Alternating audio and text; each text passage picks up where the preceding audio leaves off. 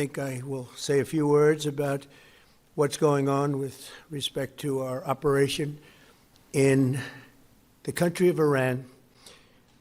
The United States military, together with the wonderful Israeli partners, continues to totally demolish the enemy far ahead of schedule and at levels that people have never seen before, actually. We're destroying more of Iran's missiles and drone capability every single hour, knocking them out like nobody thought was possible.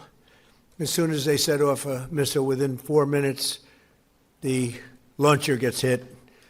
They don't know what's happening. But we have the greatest military anywhere in the world. Their Navy is gone. 24 ships in 3 days. That's a lot of ships. Their anti-aircraft weapons are gone, so they have no air force, they have no air defense.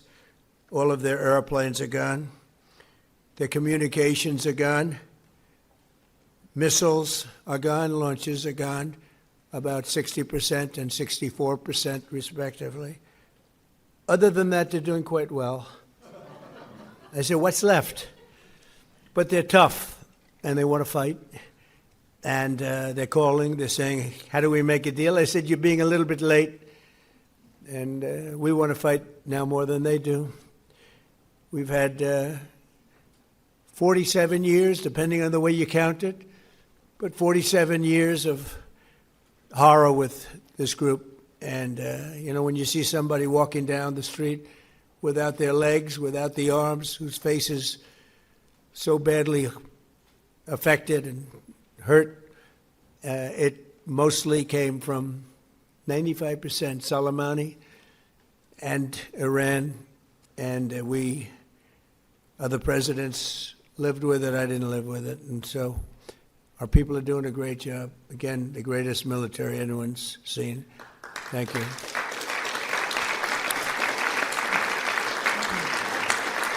Thank you very much. And yesterday, my administration announced decisive action to help keep down the oil prices, including offering political risk insurance for tankers transiting into the Gulf, as you know, pretty dangerous territory. Further action to reduce pressure on oil is imminent, and the oil seems to have pretty much stabilized. We had it very low, but I had to take this little detour, if it's okay with everybody. Scott, it's okay with you? Scott's the one who has to put up with it. He said, you have to do this now? I said, I have to do it, Scott, right? But it's been very strong, and everybody, including Scott, everybody feels we had really no choice. They were going to hit us if we didn't hit them, because they're crazy.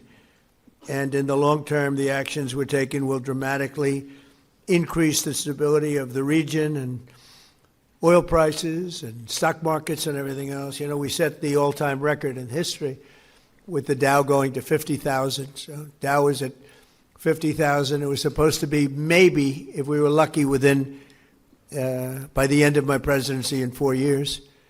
And we did it in my first year. We did the S&P 500. We did that in a period of less than a year. And that was even tougher than the Dow, they said, so it wasn't going to happen. But we have a great country. We have a country that's never done this well.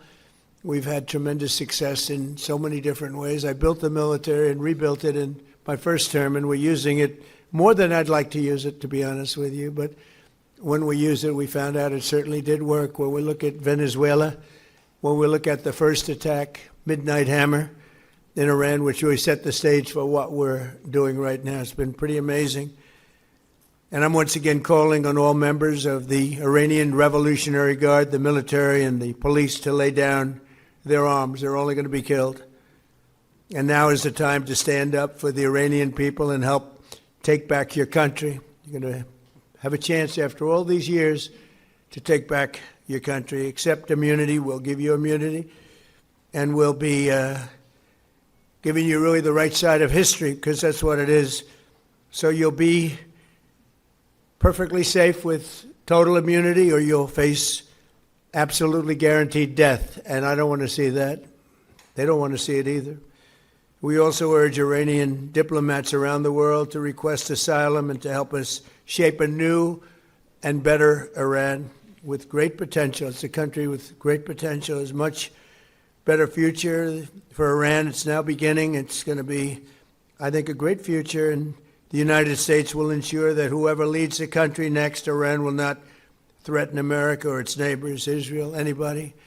If you look at what happened, they had missiles aimed at all of these other countries, Qatar, Saudi Arabia, UAE, many others, that weren't really involved very much, and they had missiles aimed. Well, they were aimed there long before this ever started. They were going after the entire Middle East, and then we came along. We blew up their party. So we have phenomenal people. I want to thank all of the people that have been involved. Marco, you've been doing a fantastic job.